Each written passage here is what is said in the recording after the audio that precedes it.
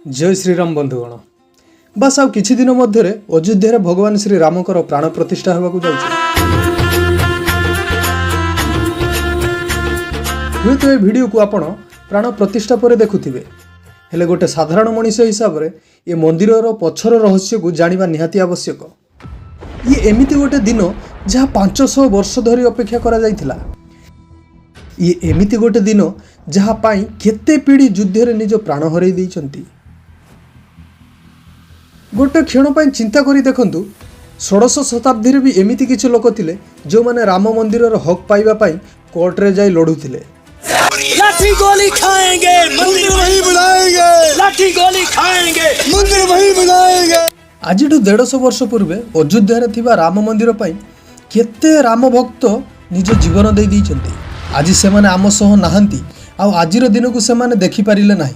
आउ आमे माने एते भाग्यवान जे आम जीवन काल रे अयोध्या श्री राम मंदिर देखा जाऊँ। से प्रभु श्री राम मंदिर जहाँ आज को 492 वर्ष पूर्वे 1528 मसीह रहीम बाबर द्वारा भांगी दि जाइतिला। आजिर भिडियो आम आपण को राम मंदिर 500 वर्षर पूरा कहानी कहवाक जाऊँ, जहाँ आपण जानीपारे यही युद्ध केते पुराणा एवं यही संघर्षर अर्थ कौन, जहाँ आपण जानीपारे सत्यर लड़ई राताराति जीता जाएनि कि 100 या 200 वर्ष जीता जाएनि। आपण को या पाई 100 वर्ष लड़िया को पड़ी पारे। तो आपण को मोर निवेदन कि यही वीडियो को लास्ट पर्यंत देखंतु, और आपण को सर्कल रे थिबा लोकन को भी शेयर करंतु, और सेमाने भी जानि पारंतु कि अयोध्या रे थिबा राम मंदिर हेबार कारण कौन। 1526 रे मुगल साम्राज्य आरंभ होगा 2 वर्ष पूर्व माने 1528 रे बाबर आदेश रे तांको सेनापति मेहरबाकी अयोध्या रे राम मंदिर को भांगी सही स्थान रे एक मस्जिद निर्माण करथिले, जार नाम बाबर सम्मान रे बाबरी मस्जिद रखा जाइतिला। मुगल काल रे केवल अयोध्या रे राम मंदिर नुहे, हजार हजार मंदिर भांगी दिया जाइतिला, जार प्रमाण आज भी देश रे प्रत्येक कोण रे देखिबाकू मिलुछि। किंतु सही समय बाबर प्रतिवादर स्वर को एमिति दबेकी रखिथिला एवं हिंदू मानकू निज देश रे निज भगवान कोठू दूरेकी रखिथिला। हेले एही कहानीर ट्विस्ट सेतेबेले आसिला जेतेबेले 1813 और 14 मध्य फैजाबाद ब्रिटिश ऑफिसर गोटे रिपोर्ट बाहर कले, आउ से रिपोर्ट रे मस्जिद रे हिंदू मंदिर भली कलाकृति रहिथिबार दाबी करथिले। पुणी से रिपोर्ट सामना को आसिबा परे ही प्रथम थर पर हिंदू संगठन दाबी करथिले जे बाबर 1528 मसीह राम मंदिर भांगी एक मस्जिद निर्माण करथिला। तथापि यह परे मध्य हिंदू और मुसलमान माने गोटे स्थान रे पूजा और नमाज पाठ करुथिले। पूजा और नमाज पाठ गोटे स्थान रे केमिति आपण भाबुचंदी ना एमिति केमिति? ताहले आसंतु एहार भी कहानी आमे आपण को कहिबु। 1717 मसीह रे अर्थात बाबरी मस्जिद निर्माण 190 वर्ष परे जयपुर राजा जय सिंह प्रथमे एमिति राजा थिले जहाँ मस्जिद रो आखपाख जगह को हासिल करिया पई चेष्टा करिथिले, जहाँ कि पुणी थरे सही जगह रे राम मंदिर बनै परिबे। हेले लक्ष्य चेष्टा परे भी राजा जय सिंह देव को कौनसी सफलता मिली पारि नथिला, जहाँ पई से सही मस्जिद पाखरे गोटे छोट घर निर्माण करथिले। सही छोट घर को चबूतरा बोली कहा जाउतिला, जहाँ प्रभु श्री राम को ऊपर विश्वास रखुथिबा लोक माने सही चबूतरा रे दर्शन करि परिबे। हेले 1985 मसीह राम जन्मभूमि को यही युद्ध जाई कोर्ट रे पहुंचीतिला, जोठारे निर्मोही अखाड़ार मुख्य रघुवर दास फैजाबाद न्यायालय रे बाबरी मस्जिद बाहर रामकर अस्थायी मंदिर को पक्का और छात घर करिया पई दाबी करथिले। हेले जज तांको फैसला सुनांती जे हिंदू को तो पूजा अर्चना करिया पई अधिकार अछि, हेले से मंदिर को पक्का और छात घर करिया पई अनुमति देई परिबे नाही। तथापि किछि वर्ष परे अर्थात 1934 मसीह रे अयोध्या रे पुणी थरे दंगा हैला, जो थे बाबरी मस्जिद रो किछि अंश भांगी गला, तापर पुणी ताकू रिपेयर कर दिया गला। किंतु एही घटना पर एठारे नमाज बंद कर दिया जाइतिला। हेले फ्रेंड्स ध्यान दियंतु जे एही समय थिला जेतेबेले देश रे ब्रिटिश सरकार शासन चलीथिला, किंतु यह सत्य भी बाबरी मस्जिद रो 400 वर्षर निर्माण परे मध्य देशर लोक माने सेमानकर प्रभुंक जन्मस्थान पाइबा पई युद्ध करुतिले। सेतेबेले आम पाखरे सेमिति निजस्व सरकारी थिले ना मीडिया को सेमिति आजादी थिला, जहाँ यह घटना को देशर समस्त नागरिक आग को आनी पारिबे।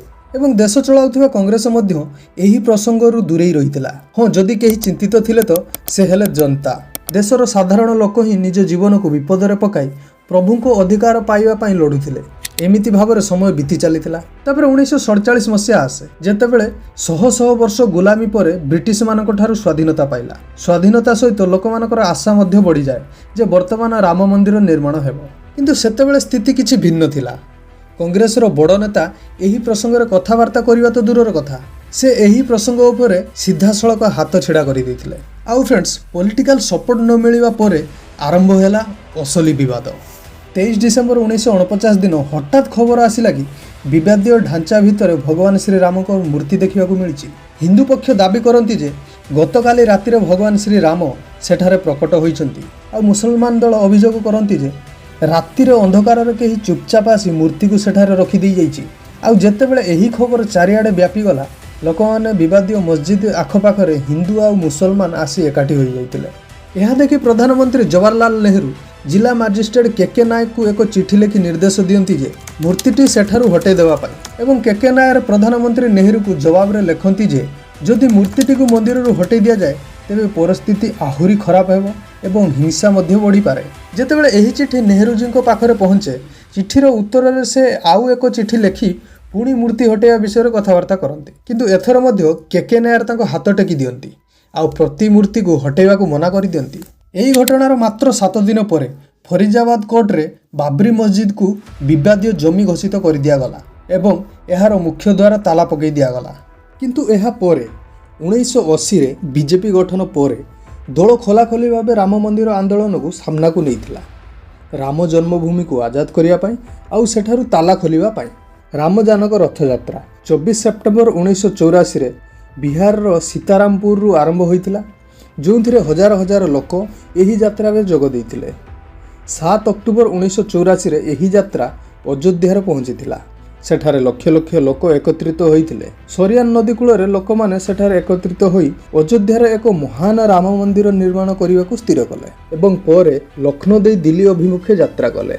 साधु माने एही यात्रा रे 31 अक्टोबर 1984 रे दिल्ली रे विज्ञान भवन रे एकाठी हेबा एवं एही यात्रा एठारे शेष हेबो हेले सेही दिन सकाळे प्रधानमंत्री इंदिरा गांधी को हत्या करा जायतिला एवं रथ यात्रा को मझिरे बंद करिवा को पड़ितिला। 1990 मसिया 25 सेप्टेम्बर रे लाल कृष्ण आडवाणी राम मंदिर आंदोलन को बीजेपी आंदोलन कहितिले एवं सोमनाथ रु अयोध्या पर्यंत 10,000 किलोमीटर यात्रा करिया पई बाहरिले। आउ एही रथ यात्रा भितरे बिहार लाल कृष्ण आडवाणी को रथ को अटकाई तांकु गिरफ करा जायतिला। किंतु वास्तव में सही दिन जेतेबेले एही यात्रा शेष हेबो अर्थात 30 अक्टोबर 1990 रे हजार हजार कार सेवक आसी एकत्रित होइतिले अयोध्या रे।